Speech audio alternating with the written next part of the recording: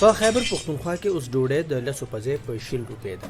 د ښار نانوایان د ډوډۍ په نرخ کې د زیاتوالي وجه د اوړو په نرخونو کې سیوابالي بولي. د نانوایانو په وینا چې د 80 کیلو د اوړو بورې په تیر 2 کال کې له 4,000 نه 260 روپو ته رسیدلې ده. یوازې اوړه نه دي ګران، وسره ګیس هم ګران دی، وسره بجلی هم ګرانه ده، وسره کرایه هم ګرانې دي. بیا چې بهر څومره ګراني وشوه آپ مام ده او زما په لیبر هم ده، نو چې زه په دغه دوکان کې دومره ونه ګټم نو بار خرچه زه کور ته به سودا پسې شوی شم، او که لیبر له دغه تنخواه ورکوم خو هغه ما سره کار نه کوي او خامخا زیاتې مطالبه کوي چې به هر څه ګران شو.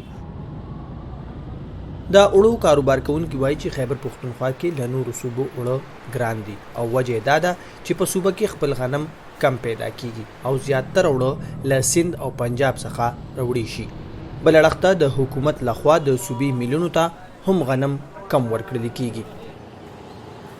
اوړه تقریبا 1220-30 روپۍ ریټ ہو، اوس تقریبا 1350-1380 روپۍ ریټ دی مارکیټ کې، او مارکیټ نه بار علاقو کې چې کوم لکه بار علاقې دی هغې کې تقریبا 1450 روپۍ خرڅېږي. د دې وجه دا ده چې میلونو کې غنم هم ګران شو، میلونو والا غنم هم ګرانه دي، او د هغې نه علاوه چې کم د مالونه راځي اټک روډ هم بند دی، لکه اټک یې بند کړی دی، نو دغه وجې نه مالونه ګران شو. دا ګرانۍ په اړه د واکمن ګوند تحریک انصاف مشرانو څو وارې ویلي دي چې اوسنۍ ګراني د پخواني حکومتونو ناسمو پالیسو، د کرونا وبا له وجې د اقتصادي ستونزو او عالمي منډو کې د ګرانۍ له وجې ده. عظمت علي شاه، مشال ریډیو، پېښور.